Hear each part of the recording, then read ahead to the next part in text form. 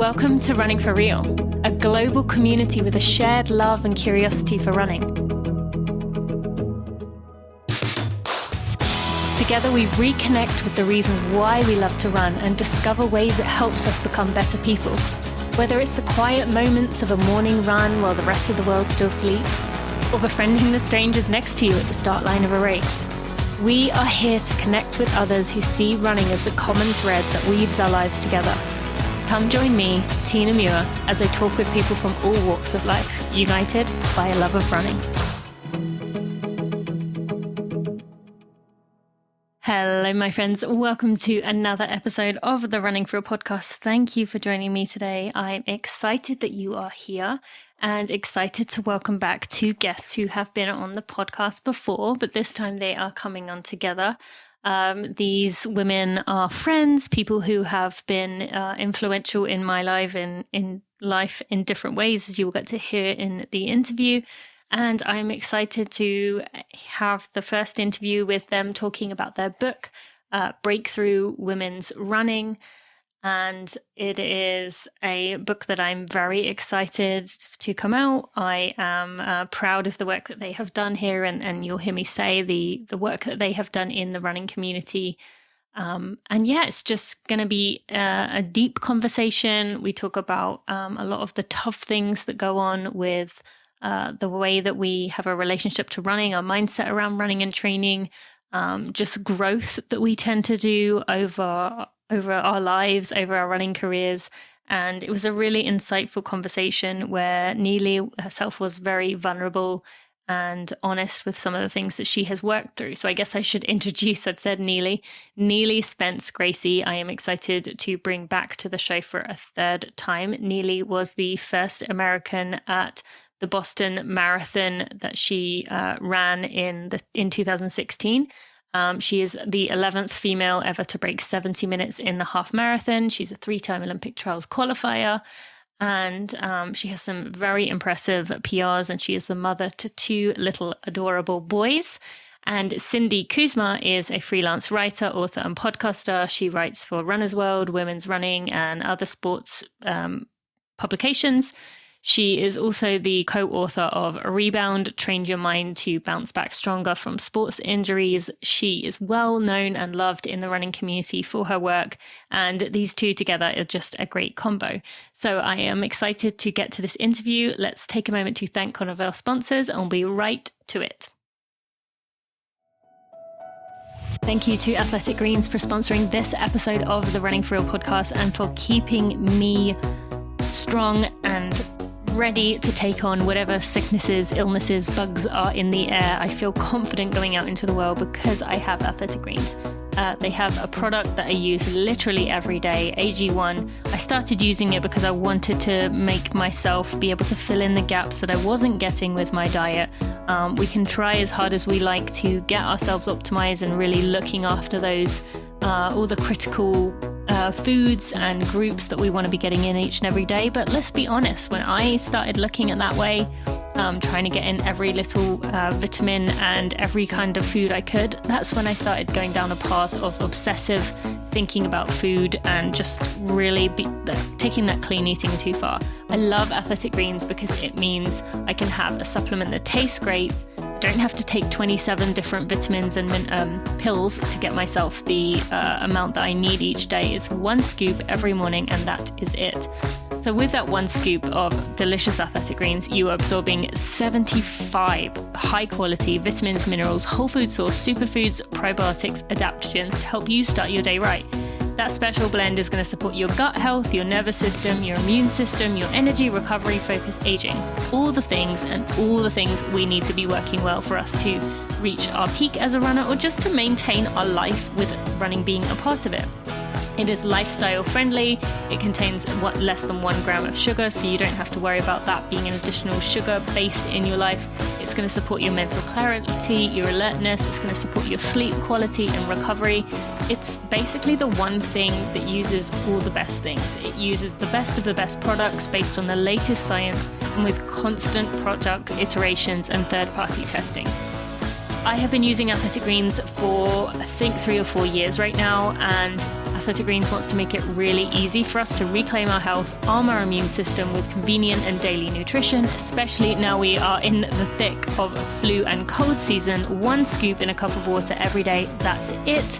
So to make it easy, Athletic Greens is going to give you a free 1-year supply of immune-supporting vitamin D and 5 free travel packs with your first purchase. All you have to do is go to athleticgreens.com/Tina. Again, that is athleticgreens.com/Tina. Go take ownership over your health and pick up the ultimate daily nutritional insurance.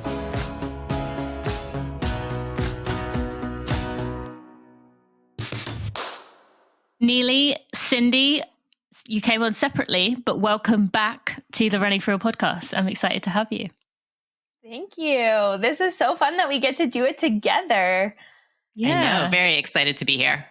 Yes. And Cindy, as a fellow podcaster yourself, I'm going to invite you, if any question comes up to, I mean, you two probably know each other very, very well at this point, but if any question comes up to Neely that you think of while you're going, while we're talking, feel free to ask her. Like, you can co-host if you like at some point. Oh, excellent. So actually, let's start with that. Tell, as I have mentioned, you being a podcaster, we did have you on a previous episode. Tell us what your podcast is.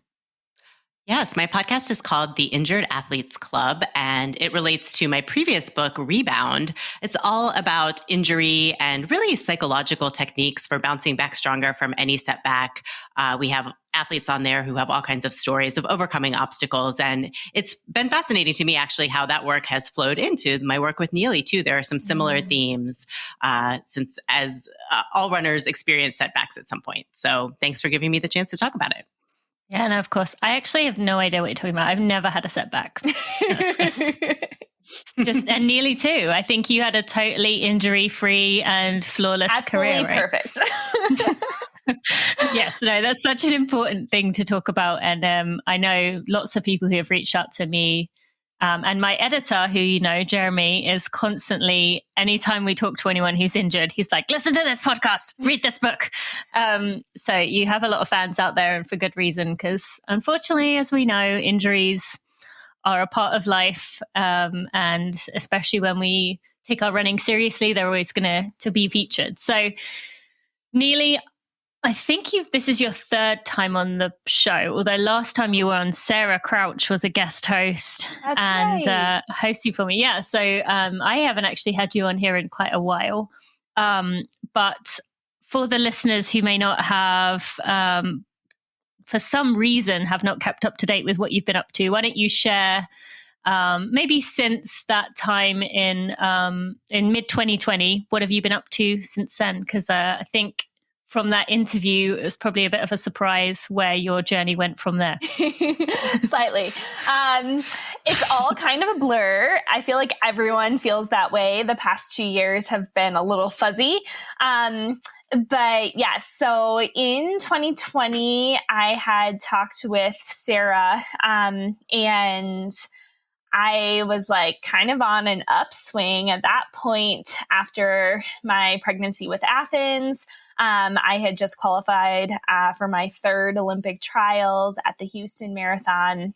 I was prepping to run in Atlanta, or maybe I had already run. I'm not quite sure exactly the timing there. But then everything kind of like hit and went downhill quick with where I saw the trajectory of the spring going.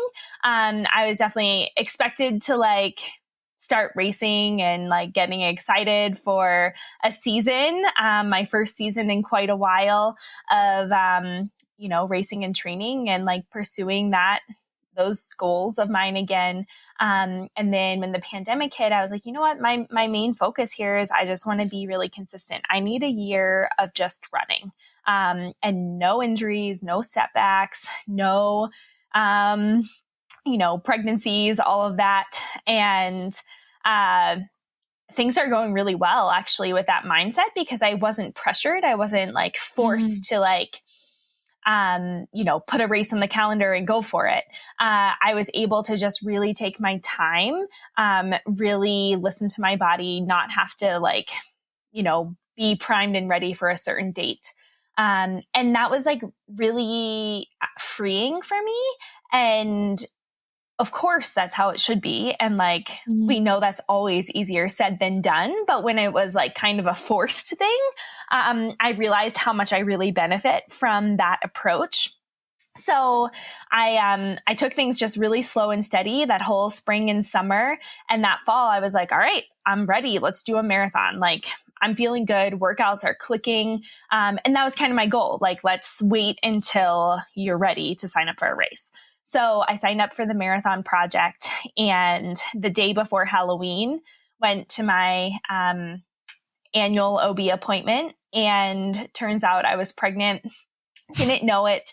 And so that was a little bit of a shock. So I had to email the race directors and be like, you know what? Like, I don't want you to tell anyone, but like, I'm pregnant and I'm probably not going to be running in 6 weeks, like a marathon. But thanks for the opportunity anyways.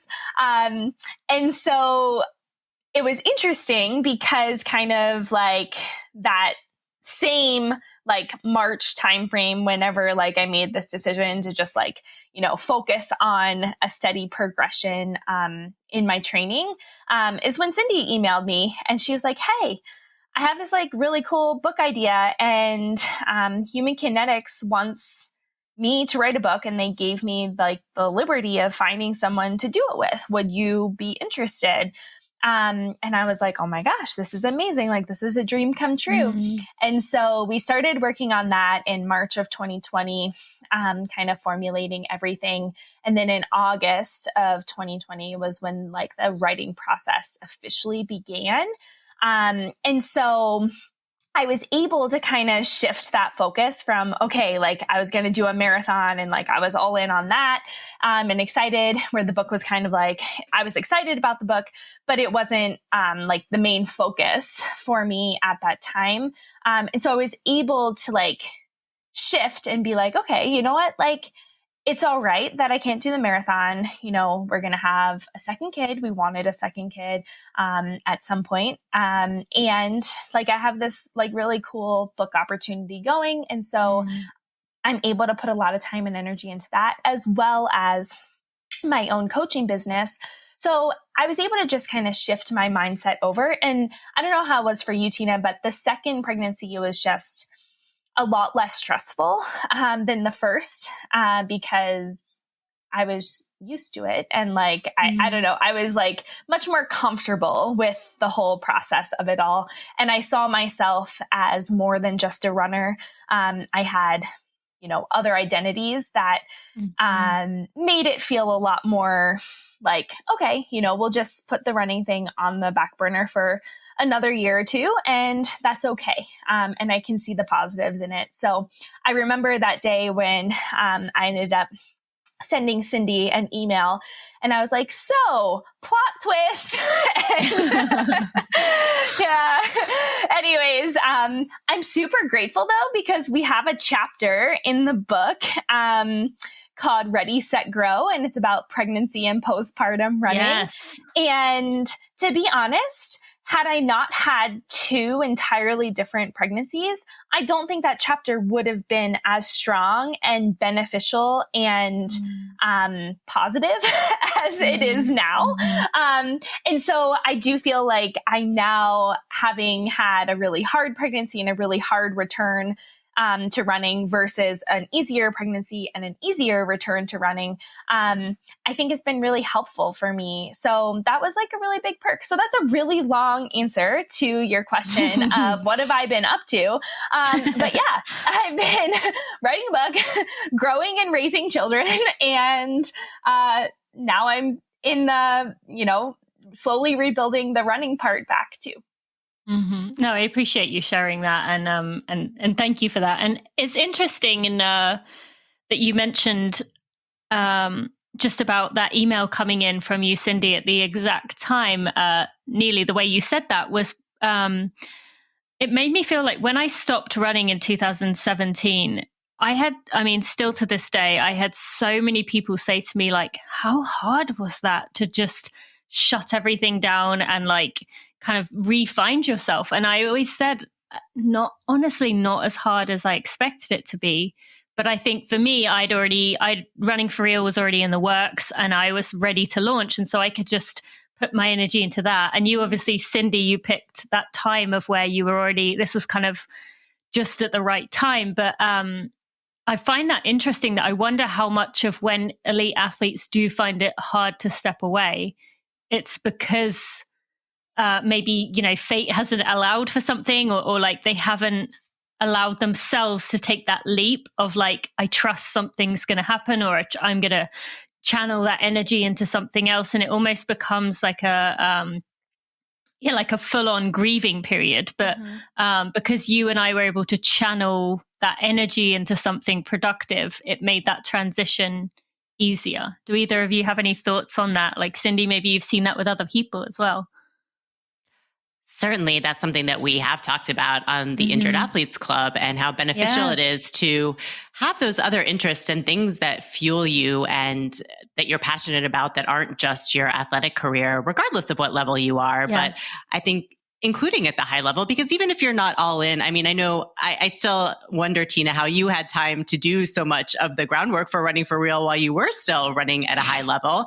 But even, if it wasn't as full of a commitment as that, just dabbling in those things and keeping them a part of your life just makes it so much easier to open that door when the time comes, I think, because then people already can kind of see you as a fully dimensional human.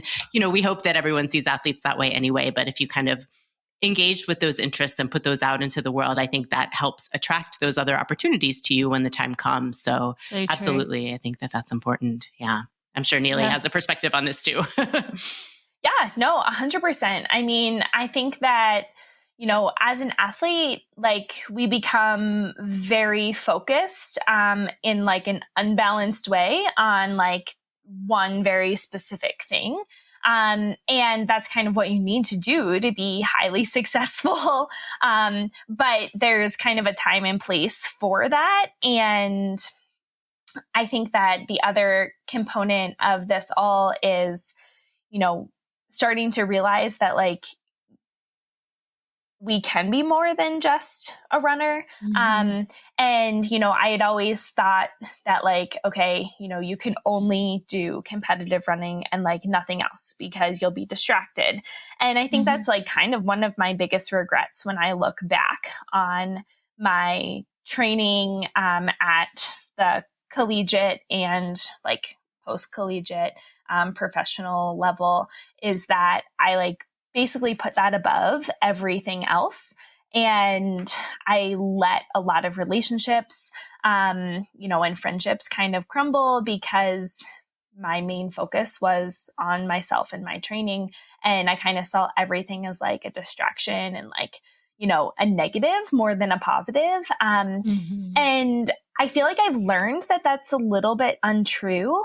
Like over the years for me, like I was trying to do just that and only running and only focusing on that. And I was really unhappy. And that's why I kind of started my coaching business, because I was like, I need something else. And like having that like little shift of identity, even though like it's still within the same world, like running for me versus other people's running. But it still gives me like a little bit of a different title, and it gives me like a purpose. And so now like being a mom, and, working on the book, like all of these things have brought me a lot of joy and happiness through purpose other than just my own training. And in a way, like, I honestly feel like I can be a better athlete because I don't overthink and like stress and emphasize just this one aspect of who I am.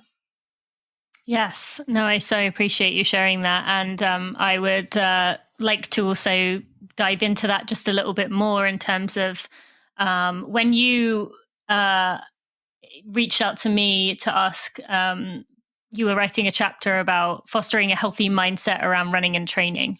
So that is, is a chapter or a section in the book. And I would love to hear for you both, what does that mean and how has it changed over the years?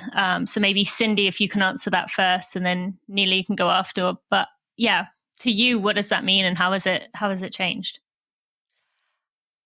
For me, I think it really means putting it in perspective. I mean, I think even though I have never been even close to an elite athlete, running has been a big part of my life for the past 20 some years. And it's sort of recognizing the reasons that it's really important to me, that it gives me a sense of satisfaction, that it gives me goals to reach for and achieve, but also recognizing that those are, not the only goals that I can set and achieve in my life, and that it can't be the only thing, it can't even be the only hobby for me, like even, separate from my career. Like it's just all about kind of keeping it in perspective. And I think one of the things that I really like about the message that we put out there in Breakthrough, and one of the things that I've recognized as I, continue through my progression as a master's athlete, is that it's important to have goals that reflect the reality of where you are right now in your life. We write in Breakthrough about kind of the whole stress pie, and recognizing, how there may be times when you can go all in on a big goal, and that's what a breakthrough means for you at that time.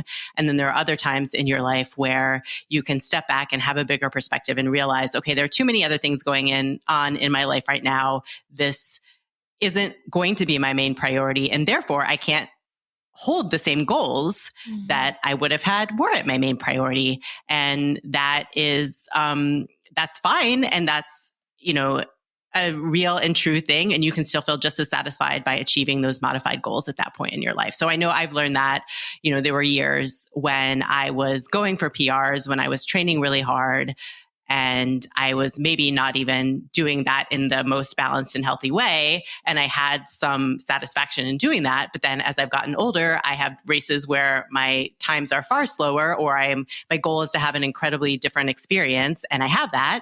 And therefore I'm just as satisfied and happy and fulfilled as I was when I was running faster times when I was younger. So that's kind of how it's evolved for me. And I think it's a really insightful question, because that's and just a really big part of what we do focus on in Breakthrough.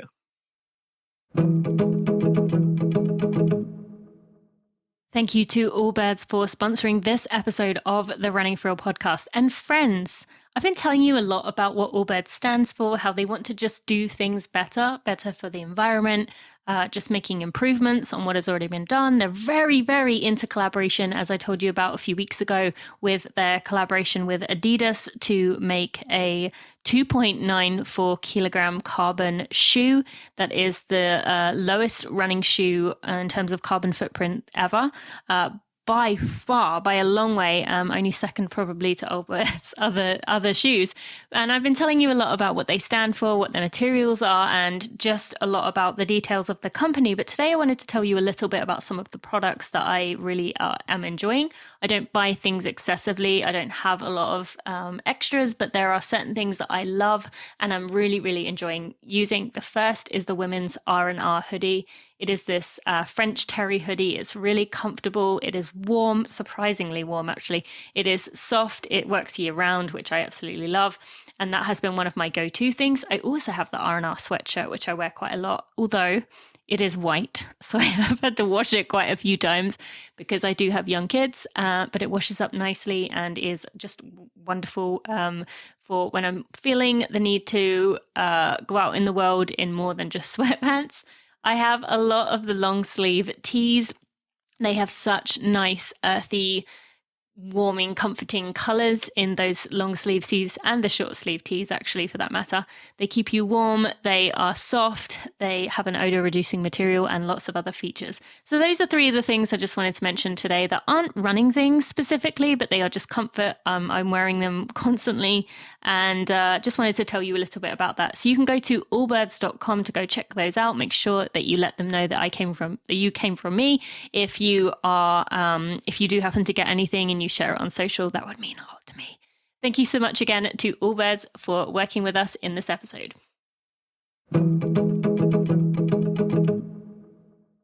I'm so glad you mentioned that, Neely, before you respond there, because I think one maybe thing that people might think when they see the book or they see the title Breakthrough, they might think, oh, this is for yet again those people who are, maybe not at the elite level, but they're competitive, they're going for something, they're really dedicated to their goals, they're trying to get that breakthrough.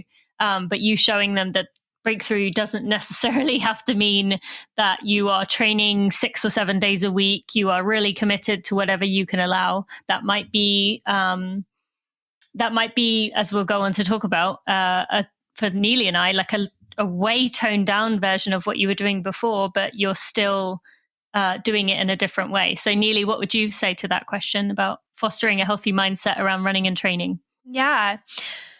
Well, honestly, I have the quote here from you that I said I feel like is so like awesome and is so perfect for like the start of the book.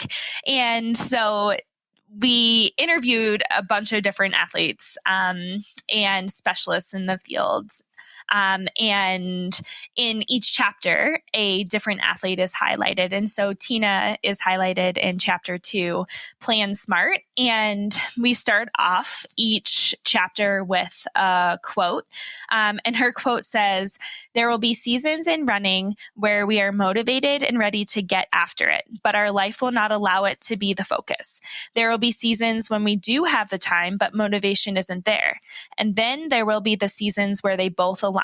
Maybe not to have the perfect setup. Life is always going to throw curveballs, but there is enough space, energy, time, and heart to go for it." And I think that's like exactly what we're talking about. I know you're so wise. I guess I must have been having a good day then, because I feel like I normally couldn't put out a quote like that. Okay. Sorry. No, I feel the same way. As a mom, I'm like, I don't even remember like what happened 5 seconds ago. And I can't articulate words. But I feel like that was really well said. And that's exactly what we're kind of talking about here is like, there's totally times where like we can go for it. And, we, in the book, I share a lot of personal stories. So like, whenever we were talking about how I kind of envisioned the book looking, I was like, I hate textbooks. I don't want it to be dry. I don't want it to be boring. I want it to be colorful. I want there to be stories. I want it to read smoothly. I want it to be fun. I want it to be where people are like, oh, I want to see what happens next, as well as like they can learn and like have useful tools that they can gain from it. And so in every chapter, there's like a personal story that I share. And, I'm definitely thinking about like where my training was before kids versus where my training is currently. And yesterday I did 8 by 1 minute hard on 2 minutes easy on the treadmill. So 8 minutes total hard of running. And it was a tough workout. But my mind instantly went to, wow, I'm so happy. I felt really good today. And I was really pumped about how that workout went. And then I started thinking about it and I was like, a month ago, I did 6 by 20 seconds hard. So total, that was 2 minutes worth of hard running. And now I'm at 8 minutes worth of hard running. Like that's great progress in a month's time. And I was so proud of myself because I know after Athens, my mind would have been like, that's a terrible workout. Like I used to be able to do 8 by 1 mile hard. And now I'm only doing 8 by 1 minute hard. This is pathetic, And so it's been amazing how like my mind has been able to completely shift. And again, I think this is part of that, like I did it once and now I'm doing it again. And like, I have a lot more confidence in myself and I know that it comes back. And I just have to be patient and like work with my body here. But I think that that's like such a prime example because like, it's so easy to not celebrate the small victories along the way. And to kind of lose sight of like, the good things that are going right now. And so I think that that's something that like I really, hope comes through in the book as well, is like, your breakthrough may not be a PR. Your breakthrough may not be, this big end result. It doesn't have to be big. A breakthrough can be small. A breakthrough can be meaningful to just you, and that's okay. Yes, thank you so much. Is there anything you'd add to that, Cindy? Just because that was so, relatable and well said in terms of the book, but is there anything you'd add to what Neely just said there? Yeah, that's absolutely. I mean, I agree. Unsurprisingly, I agree with how she put that. And it's been fascinating to hear her go back through her old training logs and kind of go through that process of reflecting on her career. And I would imagine there are some things that she realized about herself in kind of doing this reflection process of writing the book. And maybe that's something that we can talk about too, if I want to throw a podcast question in there. But I did just want to say that, we define breakthrough early on in the book. And the last bullet point that we have in the list of what could be a breakthrough is any accomplishment that opens your mind to what's possible for you, convincing you to dream bigger. And again, that doesn't have to be about times at all. And when I reflect on it more in my life, I think about running the Boston Marathon, and I've run it a few times. And back in 2015, before Neely did, was my fastest time in Boston. And in 2018, when the weather was so terrible, was my slowest time in Boston. I think there was maybe a half an hour difference between the two of them. I think that's justified. And I was injured going in. And so there's so many reasons for that. But the thrill of crossing that finish line and knowing what I had overcome to get there was no less than the fastest time I had done it. And hearing that is true for elite athletes as well as those of us who are not elite athletes was something really powerful that I learned from working on this book with Neely, for sure. Thank you so much. Before I go into that just a little bit more, let's ask Neely that question that Cindy said. Did this process open up some things that you maybe hadn't considered but actually realized as you reflected back? Yeah, so it was really interesting. And Cindy and I kind of joked that it was like a therapy session sometimes. But it was really interesting. So, how we did this process was Cindy would pretty much send me interview questions as like, pertaining to each chapter of the book. And we kind of worked one chapter at a time. And so she would send me some interview questions, and then I would kind of have a week to like think them through. And then I would write down what, I kind of was thinking to the response to each of them. I'd send it back to her, and then we would set up a call and I would like elaborate further. She would ask more detailed questions. And that was kind of how we started putting together some of like the ideas and like compiling what we wanted to include in the chapters. And so it was so fascinating to go back through, because we mentioned this in the book, but I have a training log, a handwritten training log from every single year that I've been running. So since 8th grade, I have a training log, and I would go back through and kind of read and review some of those. And we actually have some like little excerpts and like tidbits that are, directly from those logs in the book itself. But it totally was like so interesting to like have that reflection and to realize that like I spent so much wasted time on, putting energy places that I look back and it seems so silly now. And to me, that's only going to make me a stronger and better runner moving forward. But also I hope that, in reading some of the mistakes that I've made, maybe it can help move others forward too.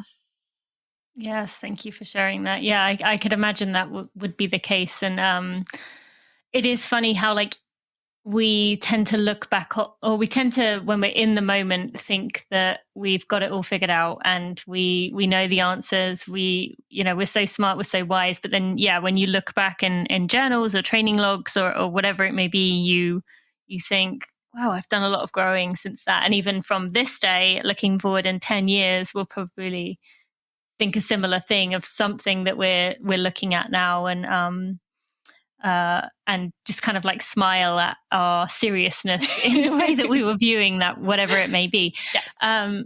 Neely, I would love to dive in with your running just a little bit more in terms of you've talked about being able to appreciate where you're at and 8 by a minute, 6 by 20 seconds, how proud you are of those moments. I would also be curious, okay, just being totally honest with you here, like I've known you 10, 15 years at this point. Yep. When I was watching you coming back from Athens, and I think I was 6 months ahead of you with, I think Athens is 6 months younger than Bailey. I remember thinking like, oh, because you were still doing your coaching. Like I think you had 80 athletes or something at that point. You were you had Athens and you were doing something else as well, or maybe it was just trying to come back running wise. And I thought, I can't physically think how she is handling the sheer, how her time is working here and still getting recovered for her running. I remember thinking to myself, like, something's they're gonna have to give here because it just doesn't work. And I'd tried to do that myself and figured that it hadn't worked. But what was the process for you in terms of realizing, like you've said about breakthrough? Part of it is realizing that you used my quote there, but sometimes you might want to do it, but your life just won't allow. Like, talk us through how you came to terms with that, as when you and I were coming back from pregnancy, I'd kind of made my statement, but you wanted to go back pretty soon after. How did you come to terms with the fact, or how did that process work where you were realizing, I can't do all three of these things? Like, it's just not possible. Yeah. And so I was working for a run coach, as well as my own coaching, as well as writing for Runner's World, as well as trying to run, as well as momming. It was a lot. When I look back, I do kind of wonder why I tried to do all those things. I would say that eventually I stopped doing all of them well. And that's when I realized that it wasn't going to work. And so Athens was about 3 to 4 months old when I kind of started to put those pieces together. But yeah, Cindy knows this. I worked from the hospital whenever Athens was born. I was answering client emails because I was the only coach and someone needed to respond to them. And that's, not at all how I should have approached things. I think a lot of my postpartum anxieties with Athens stemmed from me just being anxious about all the things on my to-do list all the time. And so, I realized that I couldn't do it all. My body told me that I couldn't do it all. The work that I was putting forth was clearly me not doing it all. And so I am someone that when I do stuff, I like to do it well. And so I kind of had to step back and reset. And that resetting took a lot longer than I expected, between having a femoral neck stress fracture and resetting my own running. Kind of taking a step back and realizing I can't handle that workload. And then, realizing what kind of mom do I want to be to my kids? And so all of that, was definitely a growing process for me. And again, I think that made the second time so much better because I was able to learn and adjust. And, with Rome, I was able to take 5 weeks off entirely. I hired a third assistant. After Athens was born, I hired an assistant, and then I hired another one. So that's really helpful. So there's 3 coaches. So it's me and 2 other girls. And I, Athens started going to school. I feel like Dylan realized also that he needed to step up and help a little bit more this time around, where when Athens was born, it was in conjunction with someone quitting at his work. And so he ended up kind of taking over their role as well as his own role and working like 12 to 14-hour days for a long time. And so that added to a lot of the stress. So, and I also had no intention of pursuing running competitively for this first year after Rome was born. Where with Athens, I had just watched Gwen Jorgensen run a 5K PR 5 months after giving birth to Stanley. And I was so motivated. I run with Sarah Vaughn from time to time, and we all know she's super inspiring. And so I was like, they can do it. I can do it. And I couldn't. My body wasn't there. I wasn't able to run through my pregnancy with Athens. And so I kind of had to start at the beginning, and I had no, prior experience with that. And I was like, okay, like I just have to treat it like an injury. You're injured, you take time off, you come back. And I realized that it is so, so different than an injury because you are a different person when you come back from having a baby. And so a lot of it was just a trial and error type of thing for me. And yeah, when I look back, I now realize how naive I was, I guess, to all of the things that come with motherhood. So I'm very grateful that this time has gone so much differently, and I think that I've learned so much, and that's kind of what it's all about. We're never gonna get it all right, but if we can always be open to learning, then that's what matters in the end.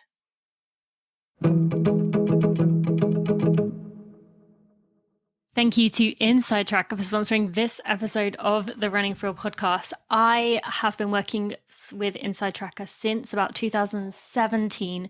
I have taken many tests, and I love that I can continue to track how my biomarkers are doing. I can see them at a glance. I can see them in detail. I can see what things need improvement, what things are at risk, and what are optimized.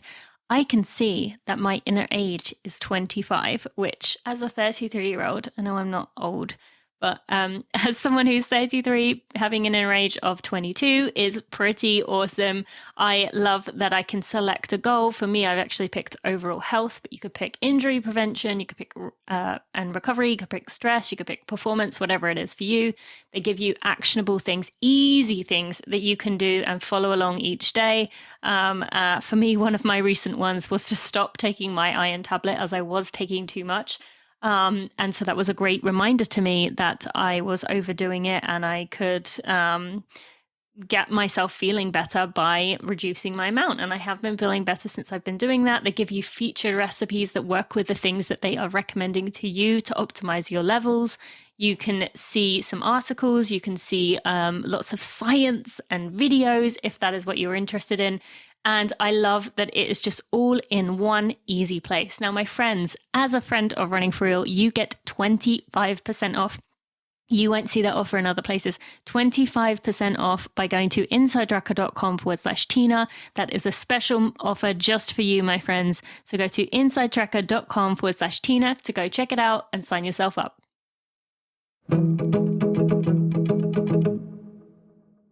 Well, I appreciate you sharing that. And I want to ask one more follow-up question before we switch directions. And in the, okay, so you are where you are right now. You're figuring out your running journey.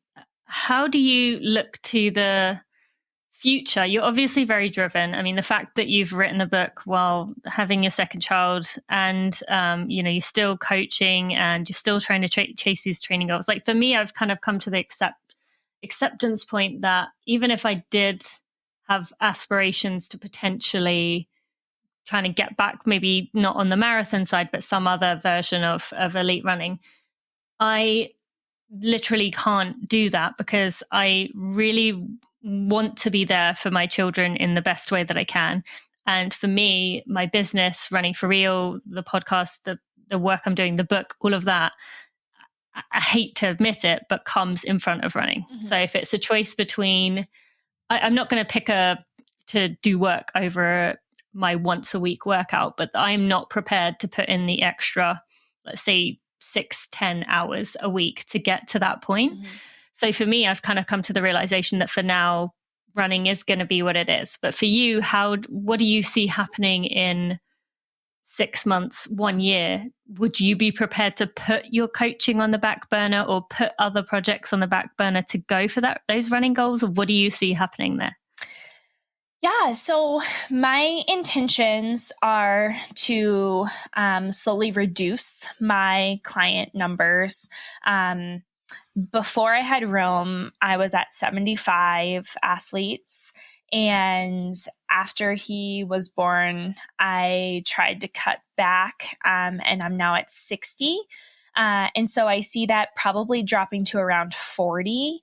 So I will continue to coach. I will continue to maintain those relationships with a lot of my long-term athletes. I just won't be taking on many new athletes personally. However, I have Coach Katie and Coach Bridget who are kind of stepping in to fill those roles.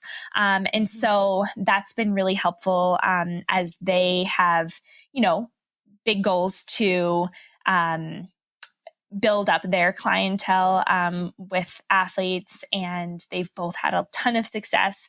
Bridget's been working with us for about a year, and Katie has been there for 3 years. So they have a ton of experience, and I really love their support in this. So I do foresee I will be personally cutting back on my one-on-one coaching over the next 6 to 12 months. And that being because I do hope to increase my own training. In 2020, whenever I was training for the Marathon Project, one thing that I learned is that I can get really fit without having to put in the same level of volume and intensity that I was doing, prior to having kids. And I think honestly, I was doing a lot of wasted time and energy. Then I was cross training a lot more. I was running a lot of double days that I think, in all honesty, was just fatiguing me. And I had some of my best and healthiest training in 2020. And I feel like that was because I didn't have the time to put in some of those extra things that I think were actually hindering my growth instead of helping me. And I think that there's no magic number for fitness, right? Everyone kind of has a happy place when it comes to volume, based on, what's going on in their life, what their job is, what their kid, situation is, their support level, the amount of sleep that they're able to get at night, everything. And so I found that my happy spot's kind of that 85 to 95 miles a week, whenever I'm in full training. And when I was prepping and running, when I finished Top American in the Boston Marathon, I was running 110-ish miles a week. And that was with the double days. And what I've learned is that I need the 24 hours in between runs to recover. So instead of cross training, instead of doing extra training through, more runs, etc. What I found is I would take a nap, or I would spend half an hour in the recovery boots, or I would, spend half an hour foam rolling and, stretching and doing mobility and yoga and that sort of thing. And so I was able to kind of take that time to put it into something that was supporting my body and encouraging recovery versus breaking my body down more. And so that was, a learning point for me, because I, used to think that the only way to be good was to, be Desi and run 130 miles a week. And, it works great for her and she's had a ton of success. But I think that, something I've learned over time is that every time I've lined up on the start line, we've all have gotten there in a little bit of a different way. And rather than trying to make my way the same as other people's, it was, what does my body need with where I'm at and who I am and my circumstances? Because if I can be healthy on the start line, I'm worth a lot more than if I got myself injured and worn out. Yes, so true. Cindy, with what Neely shared there, what you've learned from other elite athletes through this book process, or with other articles you've written and published, what are some things that you feel apply to everyone else out there who isn't, their number isn't 85 to 90, maybe it's 30 to 35? Like, what are some of the lessons that you think can be taken to everyone else? I mean, I think if you do just adjust the numbers a little bit there, I think what Neely said could absolutely be applied to everyone else, if not even more so, because I think I see so many of my non-elite peers who really are focused on only getting the mileage. And because we don't have the luxury of time that some elites do, we then are skipping all of the other things that Neely mentioned that are beneficial to her, like the foam rolling, the stretching, we have some great mobility routines in Breakthrough that I personally have been doing since we wrote them. So I appreciate that. Thank you, Neely. And it's, I think, the equation for the rest of us is even more fluid because we have even more variables in our lives to deal with. And I think if people would experiment with cutting some of their mileage back a little bit and adding in more of those other things, they might be surprised at the success that they have. Another thing that we talk about in Breakthrough, and Neely talks about it in Breakthrough, and then also some of the other runners that we spoke with, including Elise Cranny. We talked a lot about body image too, and that being something really important for women in running especially. And I think that that's something that really all of us could also keep in mind when it comes to those things, that there is, just as there's no one training routine or amount of mileage that works for everyone, there's no one body type that makes you a runner, that makes you a good runner. And to try to emulate what others look like or are doing and assume that that's going to result in your best performance is short-sighted, and it can really lead you to some places that you don't want to go. So I think that that's something else. And, that might be something that we want to talk about a little bit more fully, but I think that's definitely something that I've seen a lot of elites and others come to the realization lately, that they're going to be able to have their best performances, whatever that means to them, by honoring what's right for their own specific body. So I think all of that is applicable at all levels. Neely, you seemed like, at least from, we've been friends for many years now, but you seemed like you pretty much always had a very good relationship with your body, in the way that even when, we were both running at our best, you didn't seem to let it bother you as much as other people you were around.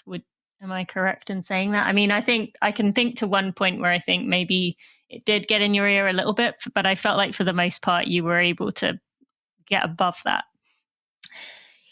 It is my belief that many female runners kind of have a point like that, Tina, where they, start to listen to things and hear whispers and question and, kind of wonder. And, many of us work through it and kind of talk ourselves down from, what we think maybe society is telling us or the culture is telling us. And, in all honesty, I do think that things are improving in the culture of distance running for women, especially. I think that it is a much more spoken about topic now. I think that we are seeing kids younger being faster as a result of being stronger, not thinner. And I think that's amazing. And I've really, really been happy to see the progress that I feel like the sport has made in that area for sure. I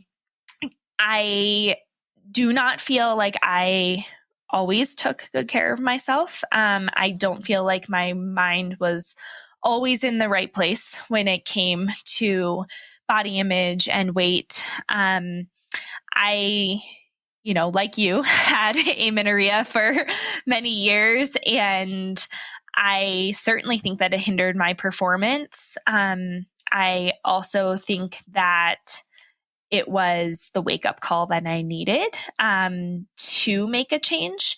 And I do talk about that in the book because I remember so vividly being so fixated on, can you see the six-pack in my abs?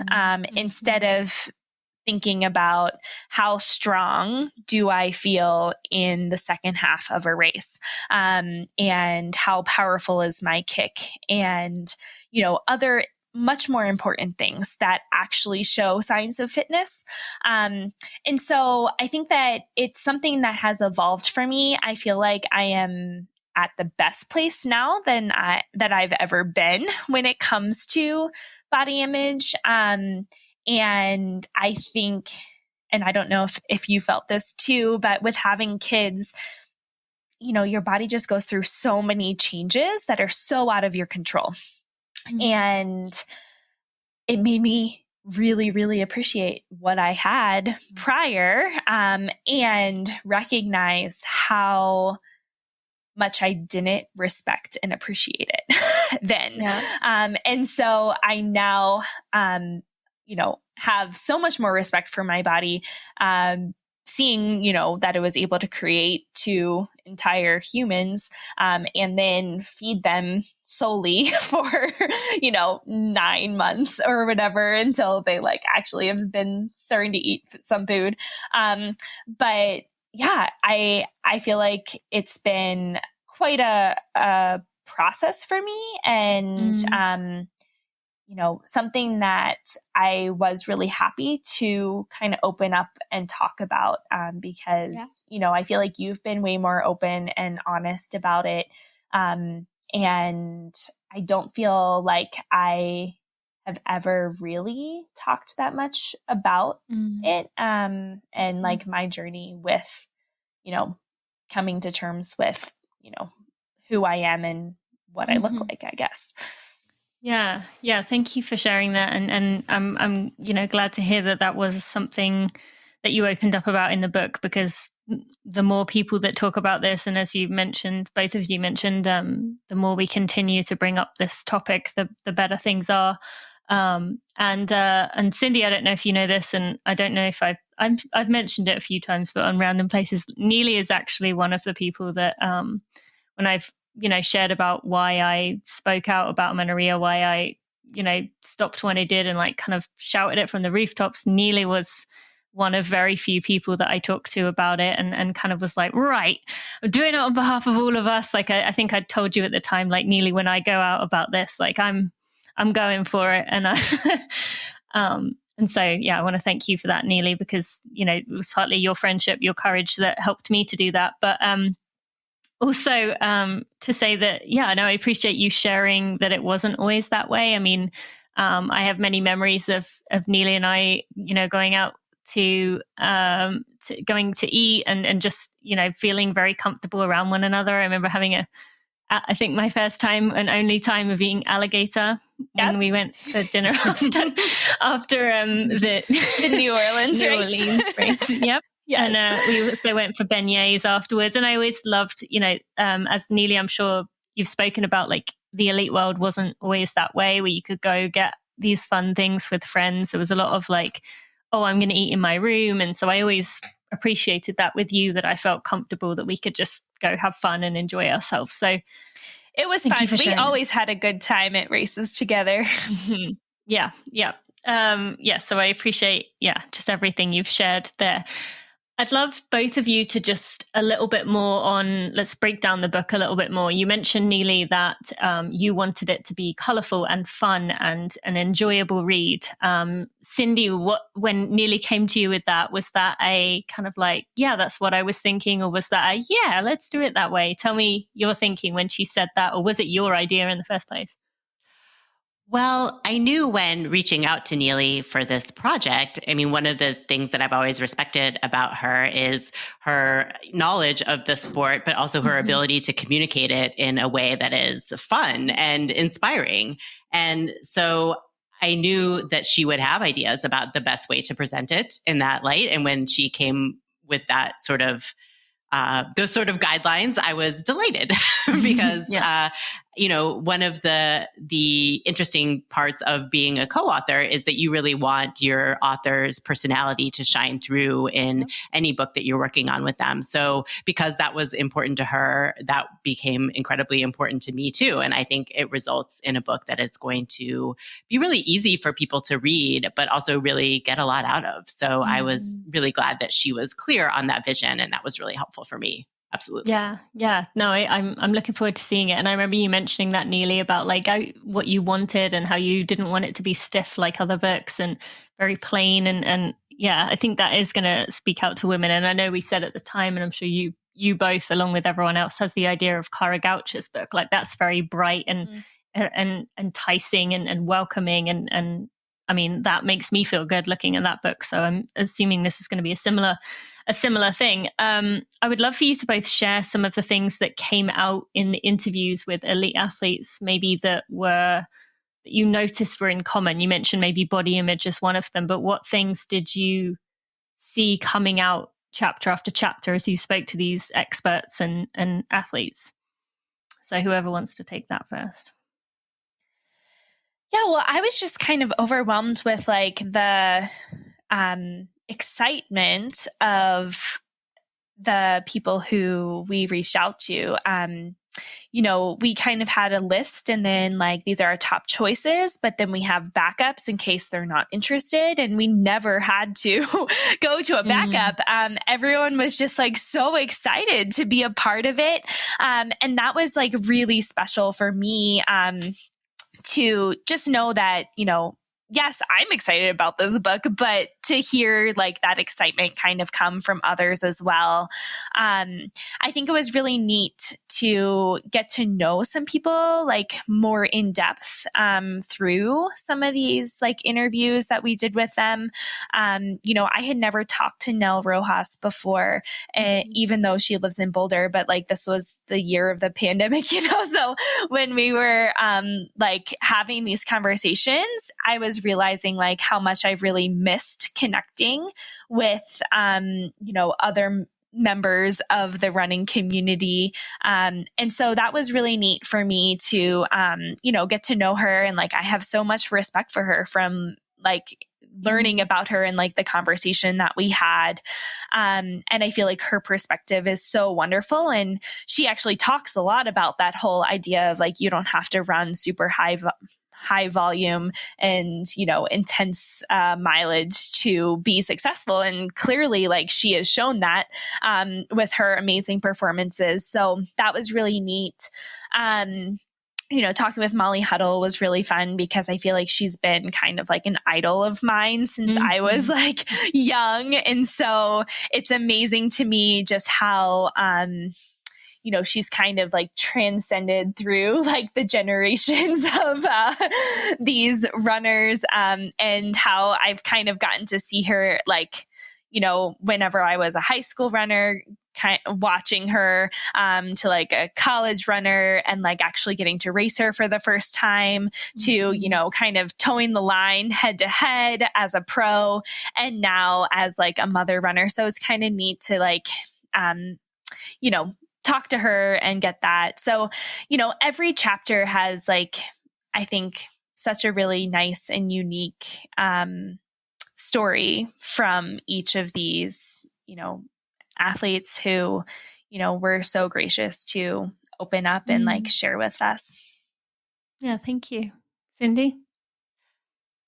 Yeah, I would say that actually, there's a through line, and I mentioned this at the beginning too. There's such a through line from the athletes that I talked to for my book Rebound and the athletes that we talked to for this book Breakthrough, and not just the catchy one-word titles, but although technically this is Breakthrough Women's Running is the full title of this book, but there wasn't a single athlete that we spoke with who hadn't experienced some sort of setback or overcome some kind of obstacle. And it became clear to me in talking with them all and lining up all the stories how essential all of those were. This isn't just a thing that happened to them that was like a byproduct, it's unfortunate that happened, but it happens to everyone. Like in almost every case, those things that might have been perceived as setbacks or obstacles were things that were essential to their success in the long run. And I mean, again, Neely, I think you have found so much of this too. I mean, there were so many points that you were talking about, like, what the point of, having the realization that you needed to think about your body image differently, or having the injuries and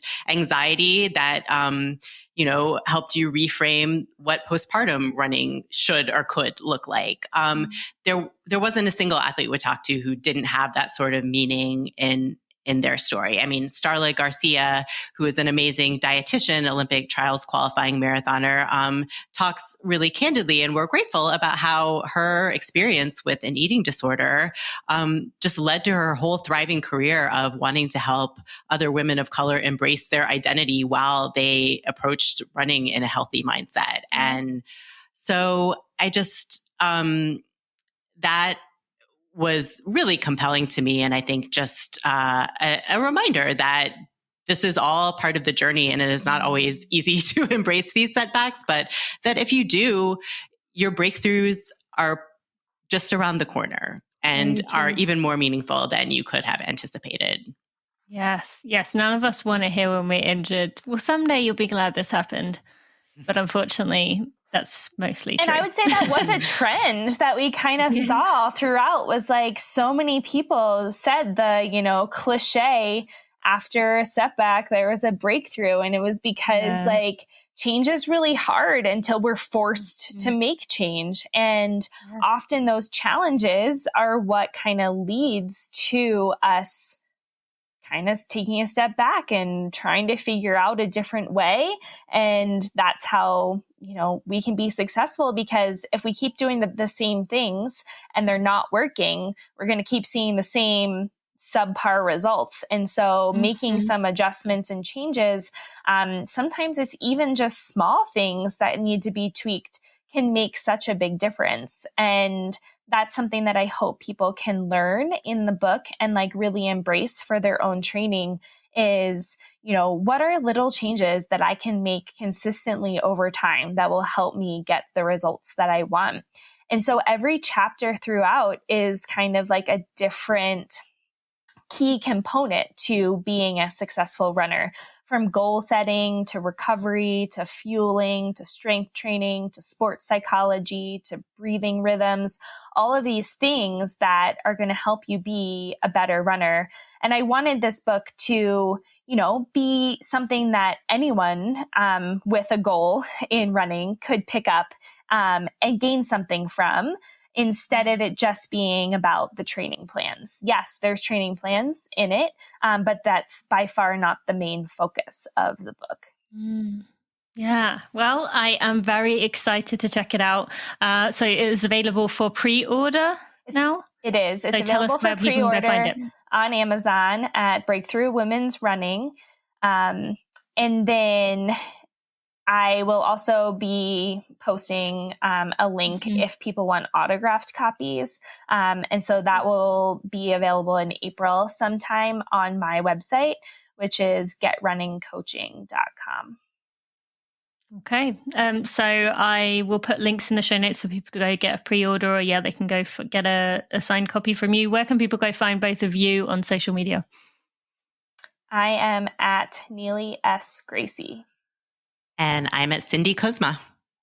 Great. Well, thank you both so much for coming on, for the vulnerability you've shown through writing this book, through creating something for women to help us on our journeys. And I just appreciate you both so much for what you've done in the running world. It's I speak for everyone when I just say we're so grateful. So thank you for today, and thank you for everything beyond that.